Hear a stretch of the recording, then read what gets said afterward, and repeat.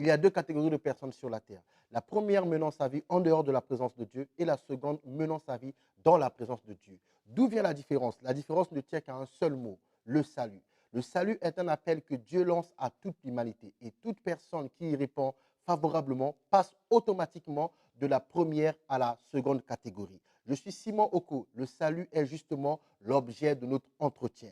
Nous allons étudier ce concept, ce phénomène en fond, en long et en large afin de permettre à cette nouvelle catégorie de s'installer encore plus confortablement dans la présence de Dieu. Et nous voulons également attirer encore les autres personnes qui se trouvent toujours dans la première catégorie pour satisfaire le cœur de Dieu qui aimerait disposer d'une et seule même catégorie, celle des gens de la maison de Dieu. Alors, on s'installe confortablement car nous débutons tout de suite.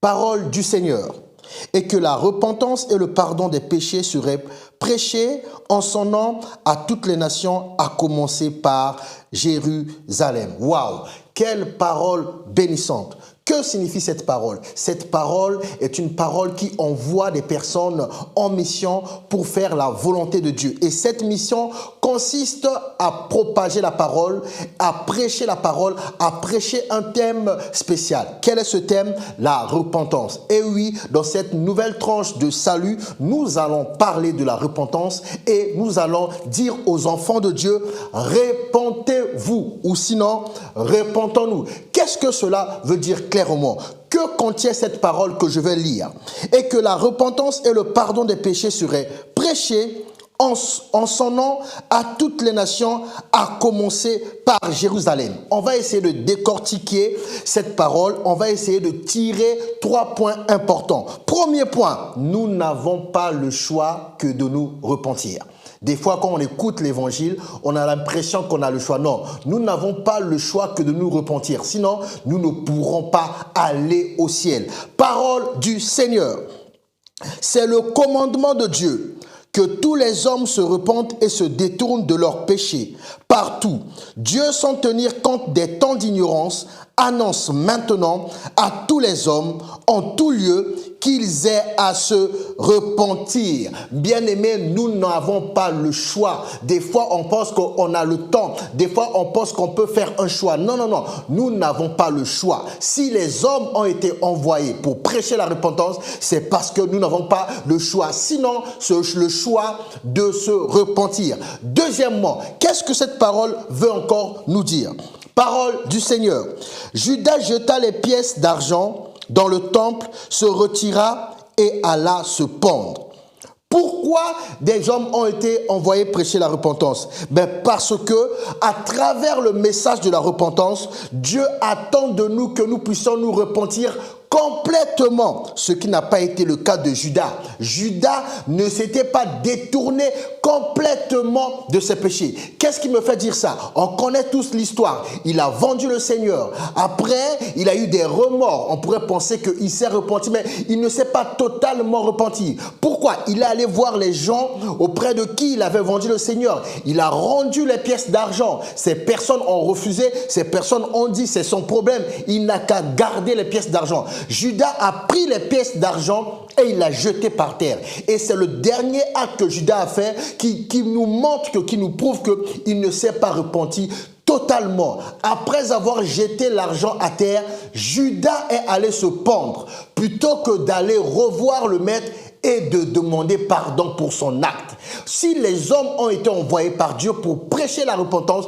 c'est pour notre salut. Et les prédicateurs insistent sur la repentance. Pourquoi? Pour amener le peuple de Dieu à se repentir totalement et non partiellement. Sinon, le résultat sera comme celui de Judas. C'est vrai, il a eu des remords. C'est vrai, il a été rendre l'argent. C'est vrai, il s'est débarrassé de l'argent. Mais c'est aussi vrai qu'il n'est jamais reparti vers le Seigneur pour demander pardon.